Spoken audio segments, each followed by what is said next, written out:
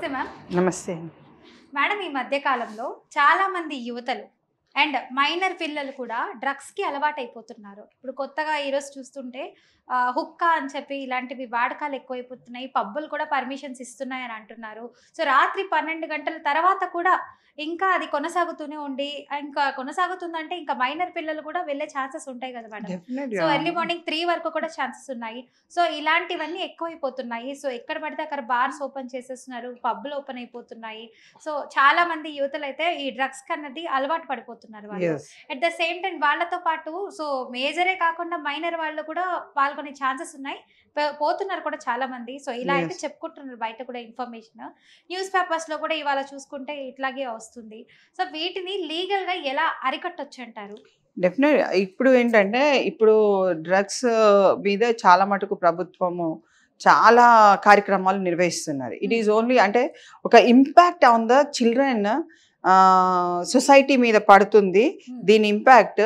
ఇప్పుడు ఇన్ని సంవత్సరాలు మనము ఒక సమాజంలో అంటే ప్రీవియస్గా మనకు ఇండిపెండెన్స్ అప్పుడు బానిసత్వాన్ని మనం చూసిన వాళ్ళము. ఇప్పుడే మనం 70 సంవత్సరాలకి ఇప్పుడే కోలుకుంటున్నాము. ఇప్పుడున్న యువత వెరీ ఇంటెలెక్చువల్స్, వెరీ మంచి అంటే ఒక సాత్వికమైన భావనతోని పెరిగే క్రమంలో పని చేసుకోవాలి, చదువుకోవాలి, ఏం చేయాలి అనే ఆలోచనతో కూడిన ఈ సమాజంలో యువత ఉన్నది. వాళ్ళని ఇప్పుడు ఉన్న కొంతమంది యూనో ఈ గంజాయి కానీ, కొకేన్ కానీ, లేకుంటే హెరాయిన్ కానీ, లేకుంటే ఇలాంటి సప్లై చేసేవాళ్ళు దేర్ టు సమ్ ఒక ప్రాంతంలలో అటాకింగ్ చేస్తుండ్రు. కొన్ని ప్రాంతాల్లో అంటే కొన్ని ఐసోలేటెడ్ ప్రాంతాలు కొన్ని ఇప్పుడు ఒక సిటీ ఉంది. సిటీలో ఒక కార్నర్లో ఏ పిల్లలైతే వీళ్ళ దాంట్లో వచ్చేస్తారు, వాళ్ళని ట్రాక్ చేయడము, వాళ్ళకు కొంత అలవాటు చేయడము, వాళ్ళకి తెలియదు ఏదో ఒక పద్ధతిలో వాళ్ళకు అలవాటు చేస్తున్నారు. ఆ క్రమంలో వాళ్ళు దాంట్లో ఉచ్చులో బిగించిపోయి, నేను దానికి ఒక చిన్న ఎగ్జాంపుల్ చెప్తాను.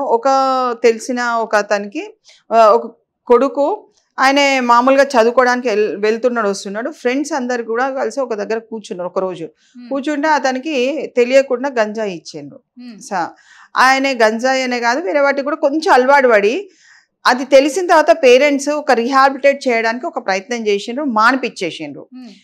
అతనికి కూడా అది ఏమంటారు ఫిట్స్ అనేది కూడా ఉంది. అబ్బాయికి ఫిట్స్ వచ్చిందో ఉంది. అది దాని నుంచి మళ్ళీ బాడీకి చాలా డ్యామేజ్ అవుతుంది అని వాళ్ళు కొంత దానికి దూరం పెట్టారు. ఆ ఫ్రెండ్స్ కూడా దూరం పెట్టారు. కానీ ఒక రోజు వాళ్ళని వాళ్ళు అందరు కూడా వీడిని పిలవడం జరిగింది. అరే ఆజారే అని చెప్పేసి అన్నారు, రా అన్నారు. అంటే వాడు వెళ్ళిండు. ఈ ఫోన్ ఏదైతే ఉందో అతని దగ్గర నుంచి ఫోన్ తీసుకొని పలానా చోట్ల బాక్స్ ఒకటి బ్యాగ్ పెట్టిండ్రు. ఆ బ్యాగ్ ఫోటో వేరే వాళ్ళకి పంపించిండ్రు. సో ఇప్పుడు ఏమైంది, ఆయన ఫోన్లో ఈ బ్యాగ్ ఫోటో వేరే దగ్గరికి వెళ్ళిపోయింది. So his phone is capturing some illegal activity. అప్పుడు ఏమైతారు, ఈ వ్యక్తి కూడా అక్యూజ్డ్ కింద వస్తాడు. ఎవరి వ్యక్తి ఫోను, ఆ వ్యక్తి ఫోన్ ఎవరైతే అక్కడికి వచ్చిండో రారాబాయ్ అని చెప్పి ఈ వ్యక్తికి వెళ్ళి ఫోన్ దాంట్లోకి వెళ్ళి ఒక మెసేజ్ వేరే దగ్గరికి వెళ్ళిపోయింది. ఆ బ్యాగ్ ని తీసుకొని వాళ్ళు వెళ్ళాలి. So supplier he's planning to exchange the material. ఆ మెటీరియల్ ని ఇచ్చేసిండ్రు. ఇచ్చేసిన తర్వాత ఎక్కడి నుంచి మెటీరియల్ తీసిండ్రు అన్నది వచ్చినప్పుడు ఎప్పుడైతే పోలీస్ వరకు ఒక కేసు వచ్చింది ఇంత సప్లై అయిపోయిందని, అప్పుడు ఏమైంది, ఈ అబ్బాయి A1గా వచ్చేసిండు. ఫోన్ తీసిన అబ్బాయి తక్కిన వాళ్ళంతా కిందికి వచ్చేసిండు, A2 A3కి వచ్చేసిండు. అసలు A1గా చేసిన వ్యక్తి వేరే అతను. ఆఫ్టర్ ఎ పీరియడ్ ఆఫ్ కొంత టైం తర్వాత ఒక 1-2 months ఇన్వెస్టిగేషన్ తర్వాత A1 ఎక్కడో ఉన్న ఏదో రాష్ట్రంలో ఉన్న ఆయనే దీంట్లో ఇన్వాల్వ్మెంట్ ఉన్నదని అతన్ని తీసుకొచ్చాడు. సో దీన్ని బట్టి మనకి ఏం అర్థమవుతుంది, without your permission when some object is taken in to consideration, అక్కడ నుంచి తప్పించుకోవాలి, వెళ్ళిపోవాలి అన్నది నీకు రావాలి. అక్కడ ఏదో జరుగుతుంది, ఏం మెటీరియల్ పోతుంది, కైసా అంటే పైసలు బాగా వస్తాయి. ఈ మెటీరియల్ నువ్వు పోతే ఒక 5,000 అంటే నువ్వు ఒక 10 నిమిషాలు ఇక్కడ కూర్చున్నందుకు నీ ఫోన్లోకి వెళ్ళి ఏదో పోయినా నీకు 10,000 5,000 ఇస్తాను అని అంటే వీడికి కూడా కొంచెం ఆశ ఉంటుంది కదా. ఒక్క రోజులో అంటే నా కుటుంబం కొంత బీద స్థితి, చాలా మంది కూడా దీంట్లో బీద స్థితిలో ఉన్న వాళ్ళ కుటుంబాలని ఎక్కువ క్యాప్చర్ చేసుకొని వీళ్ళు దీంట్లో ఇల్లీగల్ డ్రగ్స్ అండ్ అబ్యూస్ దాంట్లో ఇప్పుడు అంతా కూడా ఎట్లా అంటే ఫ్రీ డ్రగ్స్ ఫ్రీ ఇండియా అనేది ఒక ట్యాగ్ పెట్టుకొని ముందటికి వెళ్తుంది ప్రభుత్వము. మా లీగల్ సర్వీసెస్ అథారిటీ కూడా కోర్టు నుంచి కూడా legal services authority it is conducting awareness programmes on anti drugs. So ఈ డ్రగ్స్లలో ఎవరెవరు అని అంటే ఇప్పుడు కొనుగోలుదారు, ప్రొడక్షన్ వాళ్ళు, సేల్స్ వాళ్ళు, అక్కడ అంటే స్థితిగతి అంటే అక్కడ ఉన్న పరిస్థితులన్నీ చూసుకొని ఎవరైతే ఇన్ఫ్లుయెన్స్ చేస్తారో వాళ్ళు కూడా దీని కిందకి వస్తారు.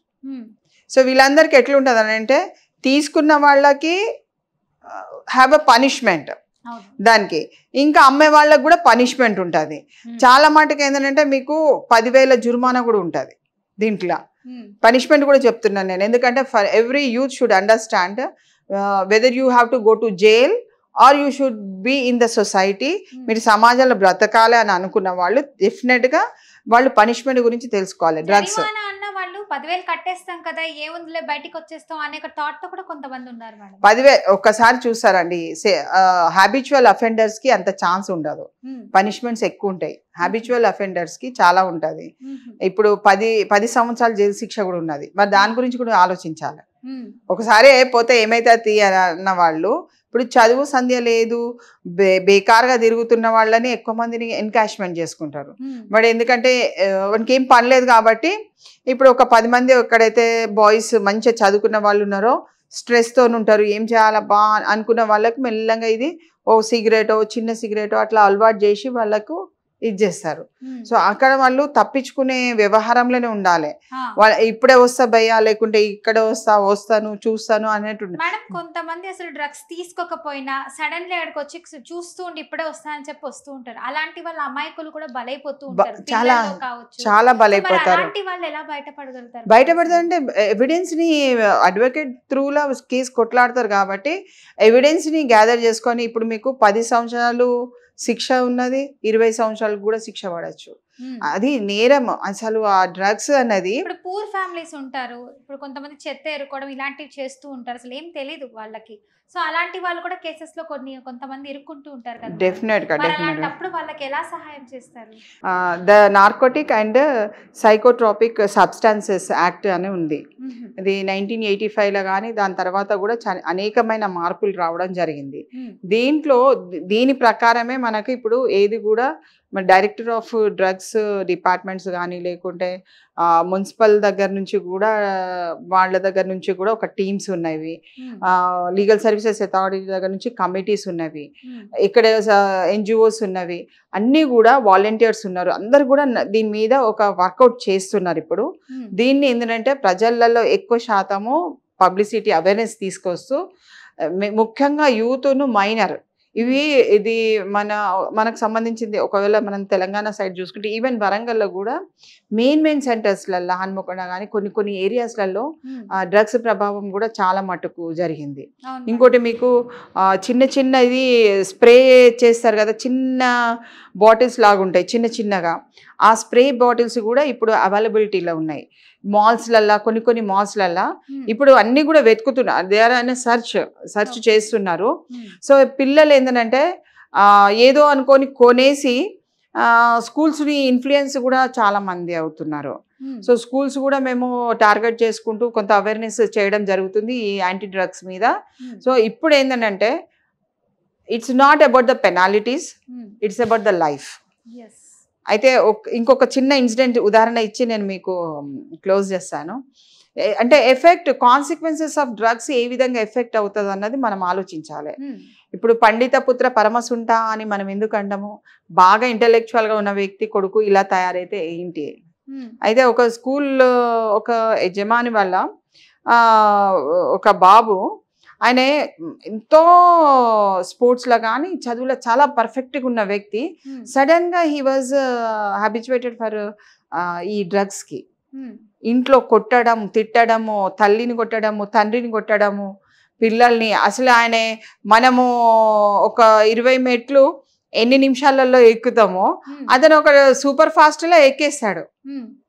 ఒక 1-2 ఫ్లోర్స్ ఇట్లా జస్ట్ మినిట్స్లలో ఎక్కేస్తాడు. అసలు ఆయన అల్లరి చేస్తుంటే అసలు you can't even see the things.